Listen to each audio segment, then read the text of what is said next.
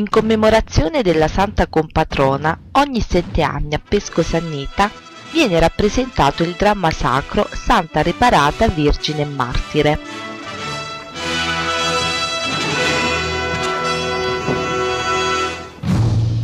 L'opera è una rappresentazione storico-devozionale delle gesta terrene di Santa Reparata, realizzata nel 1907 dal drammaturgo locale Gian Domenico Viglione. Il dramma si compone di un prologo e 4 atti. L'esordio affronta il tema della persecuzione dei primi cristiani con la promulgazione dell'editto dell'imperatore. Nella prima scena Decio, preside di Cesarea, comunica al Senato gli ordini dell'imperatore Diocleziano, giunti per mano del suo fedele ambasciatore Publio. Giunto ora in Cesarea e che mi loro presentati. I cristiani, nemici. Alla richiesta di Decio di firmare l'editto dell'imperatore, i senatori Teodoro, Belissario e Sebastiano si rifiutano professandosi cristiani. Nemici, sì, nemici, perché disprezzatori degli dei. Mi tremava proprio la mano. Il primo atto evidenzia il ruolo del senatore Blasio, zio di Reparata, nel gravoso incarico di informare la nipote dell'editto di morte dei cristiani. Che rimorso. Potrò leggere nel vedere la mia bella e virtuosa Reparata. L'uomo, in preda alla disperazione, afferma di aver firmato lui stesso la sentenza di morte della nipote, sapendo che ella mai rinnegherà la fede cristiana. Mi darà l'animo di darle una sì orrenda novella. Ma no, devo scongiurare il pericolo. Preso dal rimorso, Blasio elabora un progetto sperando di scongiurare il pericolo. Egli pensa di convincere Reparata a rinnegare il cristianesimo. E sono sicuro che mi ubbidirà anche adesso. Mio Dio, volevo morire per te. Reparata, dopo aver parlato con Blasio, invoca Dio e cerca il martirio. Quante volte ho domandato questa grazia. Ora ne è raggiunto il momento e credevo di essere esaudita.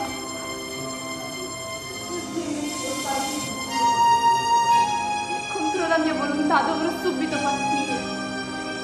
Mio Dio, che devo fare? Io vorrei obbedire solamente a te.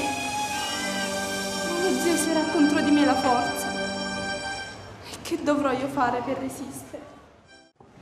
Era mio dovere recarmi a casa. Blasio, afflitto dalle pene per la giovane nipote, si rivolge al suo amico Smida. Una grave sciagura sta per piombare sulla mia casa. L'ambasciatore che è venuto in Senato Ad egli racconta dell'editto contro i cristiani e lo porta a conoscenza della grande sciagura che sta per scatenarsi contro la sua casa. ha fatto ogni sforzo a persuadermi ad abbandonare per un momento solo la sua fede. L'uomo sconfortato rivela all'amico i vari tentativi di persuadere Reparata. Caro Smida, è stato vano ogni mio tentativo. E potrò io permettere che venga straziata E il suo timore di vedere morire la nipote sotto i propri occhi e i beni di famiglia perdersi nelle mani del famelico Decio. E in che modo potrò io giovarti a scongiurare una tanta sciagura? Ho pensato di trafugare Blasio svela all'amico Smida il suo piano, chiedendogli di nascondere la fanciulla presso una sua lontana villa dispersa nei boschi. là, certamente sarà sicuro. Decio, con le sue spie prezzolate, verrà a Osmida, conoscenza spaventato di ogni dal cosa. possente Decio, si rifiuta. Che non posso mettere a repentaglio le mie sostanze e la mia vita. Osmida, non negarmi. Blasio, per convincere l'amico, promette che Reparata sarà la sposa di Flaminio, suo figlio. Figlia mia, Sì, perché in questo momento io ti giuro che ella sarà la sposa di tuo figlio. So infatti che Flaminio ne è pazzamente innamorato e sono sicuro che ella lo vorrà accettare in vista di questo favore decisivo per la vita o per la morte. In questo caso allora manderò anche mio figlio. L'uomo si lascia convincere, assicurando Blasio di impegnare anche Flaminio nella difesa di Re Parata. Non è ipotesi che i soldati muovessero per quei luoghi. Ho capito. Tu lo fai apposta per avere altro Nel denaro. secondo atto si assiste all'arresto di Re Parata. Ebbene, eccoti 20 monete d'oro. E ti prometto che ti regalerò un villino in Cesarea, se riesci a farmi concludere il matrimonio con Re Parata. Un villino di mia proprietà. Io ti prometto che ti farò unire in La matrimonio seconda scena con tutte rileva le il giovanette dialogo di tra Flaminio, innamorato della fanciulla, e Merlino, servo di quest'ultima. A spiare se vengono soldati inviati da Decio per catturarmi. Eppure mi dovrebbe essere riconoscente per i tanti servizi che le presto. Tu hai ragione. Il giovane esorta il servitore a convincere Re Parata affinché si unisca a lui in matrimonio, promettendo all'uomo denaro e beni Il figlio immobili. di Osmida ciò che promette mantiene. Che setta superstiziosa! È questa dei Nella Cristi. sesta scena Flaminio, scalpitante d'amore per Re Parata, non comprende l'inspiegabile scelta della fanciulla. E perché? Per una chimera. Il futuro. Possibile che ella non dovrà essere mia sposa. La quale, rifiutando il sentimento del ragazzo, vede il martirio come l'occasione di guadagnarsi il paradiso. L'abbiamo trafugata qui, in questa villa, con nostro gran rischio di perdere l'amicizia di Decio. Notte e giorno. sto qui Il alla giovane veglia, non si spiega come mai Re Parata non comprenda le sue prodezze, avendole tra l'altro consentito di diffondere il suo credo cristiano tra gli fossero schiavi. catechizzati da lei ogni giorno per accontentarmi. E financo, Dichiarandosi anch'io addirittura cristiano, disposto a divenire purché fossi cristiano mia sposa. purché ella divenisse sua sposa. che dovrò fare di più per meritare il suo amore? Ella ha detto che è già sposa, è sposa di Cristo. Nell'ultima scena le spie di Decio scovano il nascondiglio di Re Parata e quest'ultima viene catturata dai soldati assieme agli altri cristiani. Re Parata dovrà essere mia ad ogni costo. Il terzo atto rappresenta il carcere, dove sono rinchiusi Re Parata e gli altri cristiani, e dove si tenta, ancora una volta, di salvare la fanciulla. Vi ho servito in tutto. Vogliamo vederla? Vado ad aprirla.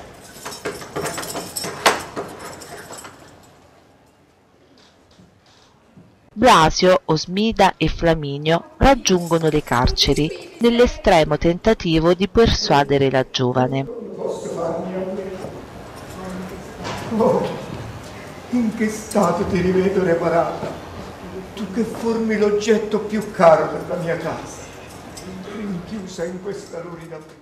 I tre uomini confidano nella liberazione della fanciulla attraverso un ennesimo piano di fuga. Ho dovuto vederti strappata dal mio petto ed esposta ai più fieri tormenti. Re Parata, non fa scendere tuo zio nella tomba innanzi tempo. L'idea è quella di corrompere le guardie e mettere la giovane in una bara, la quale, fingendosi morta, verrà portata fuori dalla prigione. Un solo tuo cielo e tutta tornerà la gioia nella nostra famiglia come prima. Lascia di essere cristiano. Accontenta tuo zio. Egli è inconsolabile. Notte e giorno piange per Re Parata non presterà ascolto alle parole disperate dei suoi cari, poiché ella vuole raggiungere il suo amato Cristo nell'alto dei cieli. Perché esporre tanta beltà all'insulto di vili carnefici? Non vedi come per te piange tutta Cesarea? E più di ogni altro è pieno di ambasce il mio cuore. I vostri affetti mi commuovono, ma un amore più forte mi dà la forza di resistere. La giovane non si lascia corrompere ed esorta i tre uomini a lasciare con ella la vita terrena per raggiungere il paradiso. Che voi tanto cercate su questa terra. Taci, Reparata, non amareggiare più il mio cuore. Tu fosti condannata alle lamine di fuoco ed io ne sentii l'ardore. E in nessun modo si lascia convincere dalle loro esortazioni a rinnegare il cristianesimo. E qui il mio cuore si sentiva dilaniato e trafitto da quelle zanne d'unghie feroci. Taci. Dunque, se il mio Dio in mezzo a tanti tormenti mi ha serbato incolome, perché non l'adorate anche voi? Reparata rammenta a Blasio che il suo Dio cristiano l'ha riservata incolome dinanzi ai tentativi di uccisione da parte dei soldati di Decio. Se egli fosse veramente Dio, non farebbe morire nessun cristiano. Ma se anche voi foste cristiani non terreste dal linguaggio. L'amore del mio Gesù mi ha già rapita da... Ella era felice di vivere quei tormenti, perché con essi vedeva aprirsi dinanzi a sé le porte del paradiso. Tra i fiori, ed in alto vedevo il paradiso aperto sul mio capo. E chi dunque potrà separarmi dal mio Gesù? Soldati, gettatela nella fornace.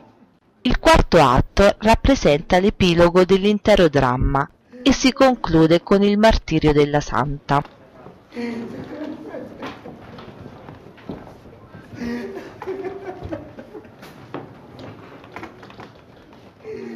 Nella quarta scena Decio, adirato dal rifiuto della fanciulla di ripudiare il cristianesimo, ordina ai soldati di gettarla nella fornace.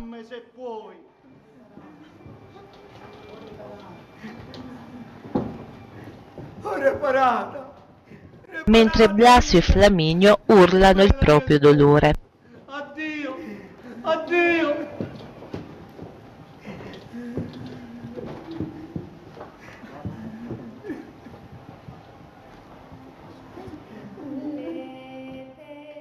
Reparata canta tra le fiamme.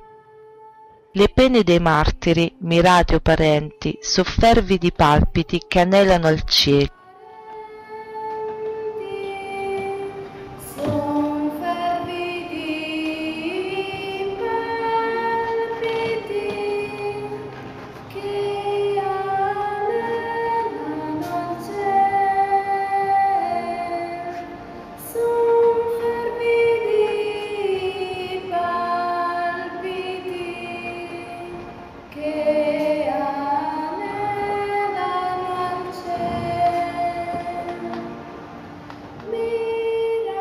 Mira tu Decio le fiamme tue ardenti, son rose, son gigli per ogni fedele.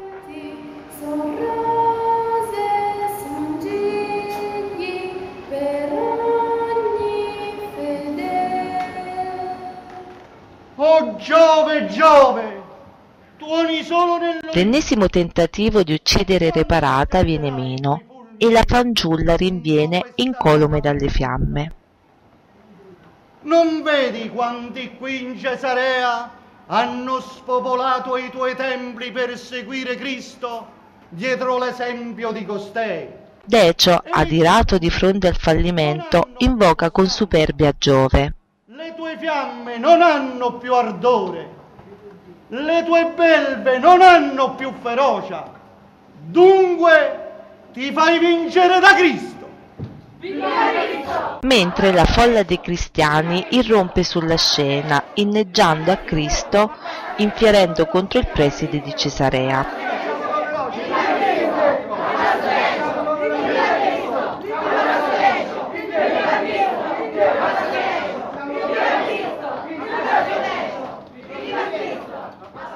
Blasio, convinto che Decio avrà ora pietà di sua nipote, ad egli porge il suo grazia in ginocchio. Cacciate quella maga dalla fornace. Grazie, grazie illustre preside. Salvaci Reparata ci presenteremo noi dall'imperatore. Che grazia, che favori, che salvati! Ma l'uomo, accecato dall'ira per la sconfitta, condanna Reparata alla decapitazione. Devo finirla una volta per sempre con questa fanciulla che mi ha messo in subbuglio tutta Cesarea. Perciò io ti condanno alla pena capitale.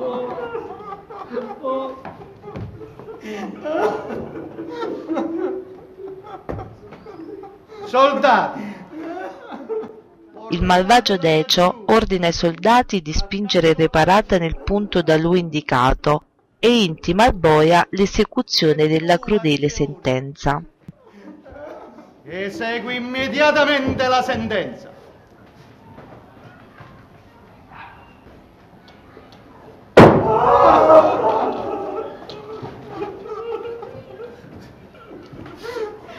Sei contento al figlio? A condanna avvenuta, Blasio si scaglia verbalmente contro il carnefice della povera nipote, invocando la supremazia di Cristo. Il sangue delle sue mani. Ma sì, oh Cristo, Cristo, perché non vendichi il sangue dei tuoi seguaci? Ma che cosa mi vuole vendicare questo A dette parole Decio, rievocando le imprese di Giove Capitolino e degli altri dei dell'Olimpo, sfida il dio cristiano. E gli altri dei dell'Olimpo, quelli sì, hanno mostrato tutta la loro potenza, guidando la grande Roma alla conquista del mondo intero. Il vostro Cristo, se è veramente Dio, perché non scaglia anche lui i suoi fulmini come Giove? Io lo sfido!